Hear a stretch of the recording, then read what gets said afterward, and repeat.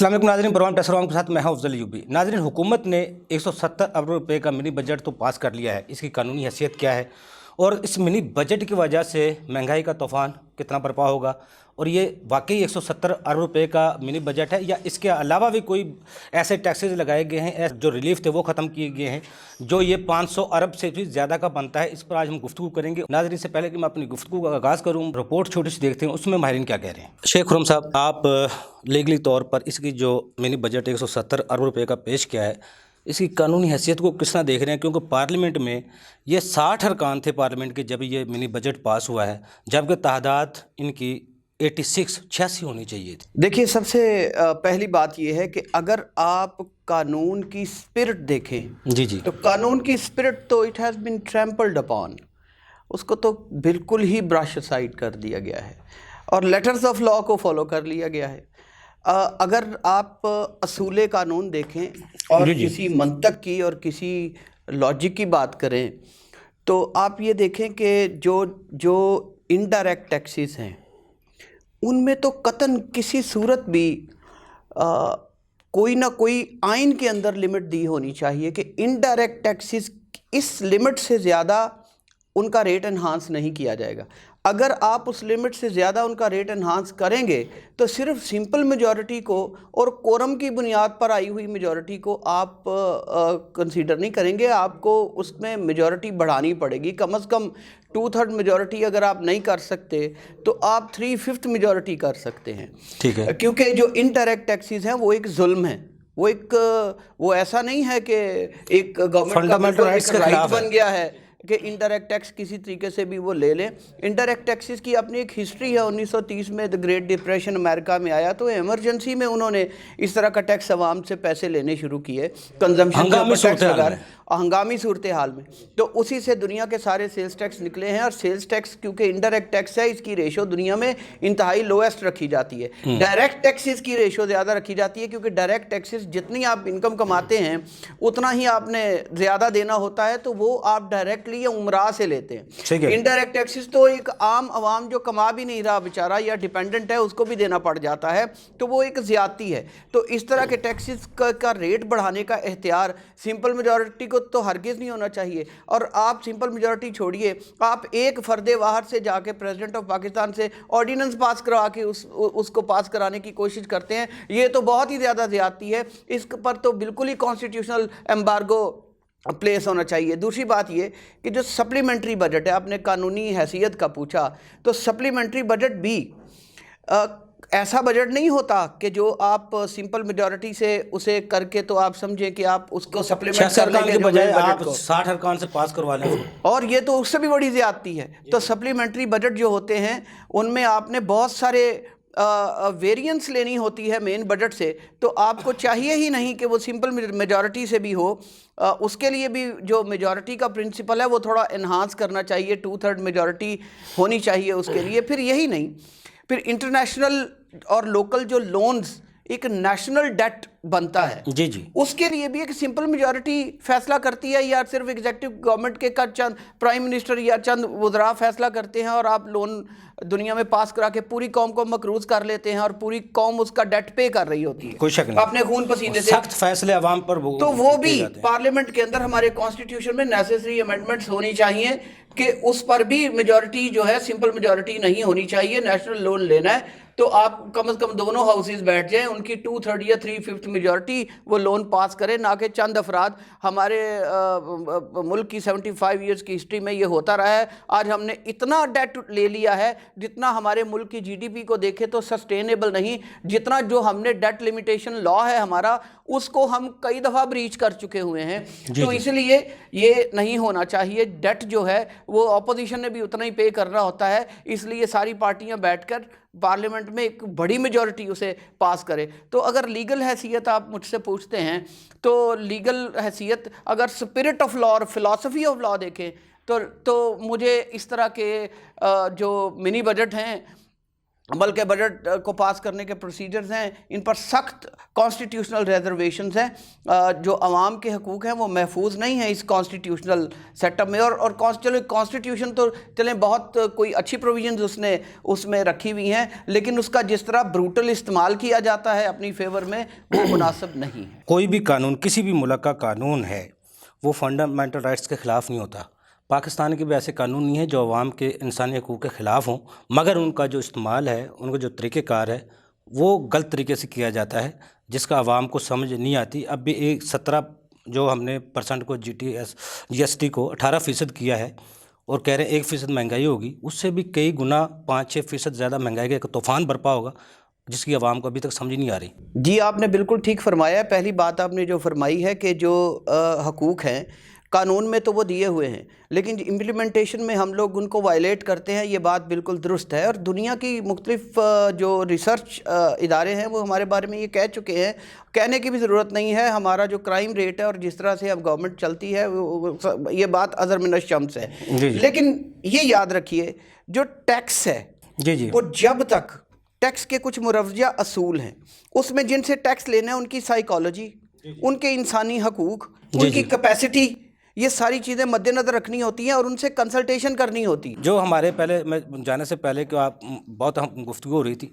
क्या हमारे ऐसे कवानीन, ऐसी पॉलिसी हैं जो इंटरनेशनल मार्केट तक हमारे जो वो एक्सपोर्टर हैं, मैन्युफैक्चरर हैं या इन्वेस्टर हैं, जो अपनी अशिया को इंटरनेशनल मार्केट तक ले जा सकें? हमारा क्या ऐसे है, सस्ती लेबर है या ऐसी बिजली सस्ती है या ऐसी चीज़ें सस्ती हैं जो हम भारत का या दूसरे हमसाय ममालिक का इंटरनेशनल मार्केट में मुकाबला कर सकें? अब देखिए, आपने 2 क्वेश्चन बेसिकली पूछे हैं।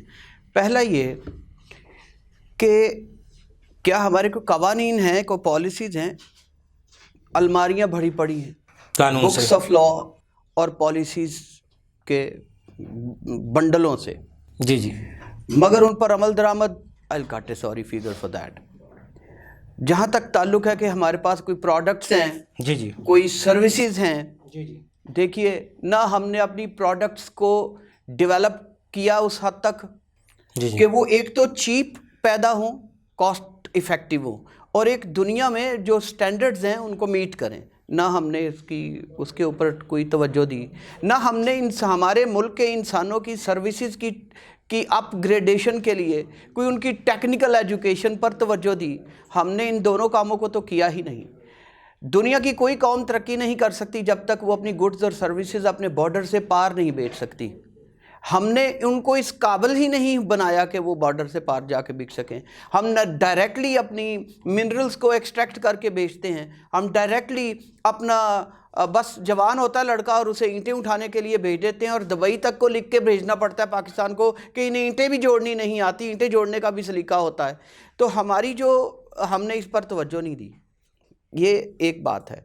तो आपका बेसिकली जो क्वेश्चन था, उनके दोनों शाहें आई थिंक आई है। सहूलत हुकूमत ने फराहम करनी है एक्सपोर्टर को, भाई इस काबिल है वो अब मुकाबला कर सके उनकी प्रोडक्ट। देखें, हम हर तरह से दुनिया की हर शय का मुकाबला कर सकते हैं। Pakistanis have best brains, Pakistanis have best resources, natural resources भी, ह्यूमन रिसोर्सेज भी। पाकिस्तान एक रिच कौम है। अगर हम कुदरती मामलात में देखें, पाकिस्तान के पास कोई कमी नहीं है। यही वो मैटर है जिसकी वजह से मेरे जैसे बहुत ही क्रिटिकल लोग भी होपफुल हैं। हमें होप्स हैं, मगर खुदा ने जो हमें नेमतें दे रखी हैं उनकी वजह से हम इंसानों ने उन नेमतों का ज़िया किया है। देखिए, सबसे बड़ी कमी जो हमारी कौम में है वो ये है कि आमतौर पे कहा जाता है people's pressure keeps taxation within limits, nothing else. ये लोगों का प्रेशर है जो हुक्मरानों की टैक्सिंग अथॉरिटी को अपनी हद में रखता है। दुनिया की और कोई चीज़ नहीं रख सकती। मैं तो अपने अवाम में वो प्रेशर देख ही नहीं रहा, नहीं असल में कि वो प्रेशर एक्सर्ट करें और वो टैक्सिंग पावर्स अपनी उस लाइन पे आएँ जो लॉ और उसकी फ़िलॉसफी के मुताबिक है। जब वैसे हम गुर्बत की बात जब करते हैं, महंगाई की बात करते हैं, आप हॉस्पिटलों में चले जाएं, रश की कमी नहीं है। बड़ी बड़ी गाड़ियों की कमी नहीं है, होटल्स पे चले जाएं 1-1 घंटा वेट करना पड़ता है, आपको बैठने के लिए जगह नहीं मिलती, सड़कों पे चले जाएं आपको 2-4-5 करोड़ से कम की गाड़ी नहीं मिलती। इसके बावजूद फिर ये जो टैक्सेस हैं फिर वसूल किन से हो रहे हैं, फिर उन आवाम से जो टैक्स देने के काबिल भी नहीं है। एक प्राडो है 6 करोड़ की, वो पेट्रोल डलवा रहा है 250 रुपये का, एक दूसरा मोटरसाइकिल वाला है वो उसने 25,000 की मोटरसाइकिल ली हुई है, वो भी 250 का डलवा रहा है। तो फिर तो ये तो खुल्लम खुल्ला तजाद है ना, इसी वजह से हम पीछे हैं। डायरेक्ट टैक्सेस या इनडायरेक्ट टैक्सेस, ये मुल्क के लिए नुकसान कौन सा है? देखिए, हमने, हमारे हुक्मरानों ने जिस तरह से टैक्स को जिस नहज पे ले गए हैं, ना ये टैक्स का कॉन्सेप्ट समझते हैं, ना उसकी फ़िलासफ़ी की। मिसाल के तौर पर जैसे मैंने अभी अर्ज़ किया कि जो सेल्स टैक्स है और इनडायरेक्ट टैक्स है या कंजम्पशन पे ये टैक्स है, ये टैक्स इमरजेंसी में अमेरिकी हुकूमत ने अपने अखराजात पूरे करने के लिए लोगों से एक तरह से छीनना शुरू किया था। जी जी। और वहाँ से टैक्स का ये, और आज भी इसे लो रखा जाता है ताकि अवाम बहुत ज़्यादा विद होल्डिंग टैक्सेस भी वो जब लगाए जाते हैं। विद होल्डिंग टैक्स और चीज़ है, विद होल्डिंग चीज़ और है। विद होल्डिंग मीन के कोई भी टैक्स है, इनकम टैक्स है या सेल्स टैक्स है, वो जो कई लोगों की ड्यूटी लगा दी जाती है कि आपसे ये सर्विस या ये गुड्स निकलेगी तो आप ही ने विद होल्ड करके जमा करवाना है, that is another concept. But sales tax का कॉन्सेप्ट ये है, मगर सेल टैक्स का कॉन्सेप्ट क्या, गवर्नमेंट ये वाला सेल्स टैक्स ही नहीं, आगे एक और एक्साइज का टैक्स है। आप एक्साइज ड्यूटी होती है, एक्साइज टैक्स नहीं होता। एक्साइज की ड्यूटी का मतलब होता है कि मिसाल के तौर पर आपने पेट्रोल बेचना है तो वो धुआं छोड़ेगा, कार्बन एमिशन होगी, एक डैमेज होगा आपके एनवायरनमेंट को, तो आपने उस डैमेज को ऑफसेट करना है। शुगर पर भी एक्साइज होती है, इसलिए कि उससे बीमारियां फैलती हैं। अच्छा, आपको पता है कि बेवरेजेस पर एक्साइज होती है, जिसको हम टैक्सेस कहते हैं, वो कानून, क्योंकि आप कानून को जानते हैं बेहतर तरीके से, वफाकी टैक्स और सूबाई टैक्स 18वीं तरमीम के बाद क्या हमारे कानून दोनों आज तक ये फैसला कर पाए हैं सूबाई टैक्सेस कौन से होंगे, वफाकी कौन से होंगे? उनमें भी क्योंकि आप तजाद देख रहे हैं आज तक। देखिए, ये जो आपने क्वेश्चन पूछा, this is of enormous importance. जैसे मैं मिसाल के तौर पर 7 ई लगा दिया वफाक ने, मैं अर्ज कर रहा हूँ, जो मिसाल के तौर पर जो टैक्सेस ऑन इमूवेबल प्रॉपर्टी है, जी जी, इस पे बहुत बड़ा एक तनाज़ा है हमारी वफाक का और सूबों का। जी जी। देखिए, जो इसमें मसला ये है कि जो 18वीं आईनी तरमीम है उसमें ये लिख दिया गया है कि जो टैक्सेस ऑन इमूवेबल प्रॉपर्टी हैं वो वफाक की दस्तरस में नहीं आते, उस पर वफाक की जुरिस्डिक्शन नहीं है लेजिस्लेशन की। अब टैक्सेस ऑन जो CGT है, कैपिटल गेन टैक्स है ऑन इमूवेबल प्रॉपर्टी, तो वो भी तो टैक्स ऑन इमूवेबल प्रॉपर्टी है, तो वो वफाक क्यों उसके ऊपर अपना वसूल कर रहा है? और उसने वैल्यूएशन सिस्टम भी उसके ऊपर लगाया हुआ है। तो वो वफाक, जब 18वीं तरमीम आई थी तो जो फेडरल गवर्नमेंट थी उसने एक दफ़ा ministry of law and justice से इस पर अपनी ओपिनियन ली थी। वो खुद कंफ्यूज थे, FBR वाले, जी जी, कि क्या हमने ये WWF अब तक FBR इकट्ठा करती रही है। हाँ जी, हाँ जी, हाँ जी, हाँ जी। अब ये सूबे का हक है। अब यहाँ मसला ये है कि जब सूबों और वफाक के अंदर जो टैक्सेस इकट्ठे हुए हैं उनकी भी तकसीम का एक फार्मूला है आइन में, वो फार्मूले पर भी लड़ाइयाँ होती हैं जो कि वाज़े तौर पर सूबे का हक है। तो वफाक को ये बहुत तहम्मुल से काम लेना पड़ेगा, उसे अपना दिल दिमाग बहुत वसी करना पड़ेगा सूबों के का जो हक है वो देने के लिए। अगर नहीं देंगे तो इससे पाकिस्तान में सूबाइयत ज़्यादा फैलेगी, वफाक और कमज़ोर। अच्छा खुरम साहब, टाइम कम है, प्रोग्राम ख़त्म हो जाता है और सवाल पीछे ही रह जाते हैं सारे।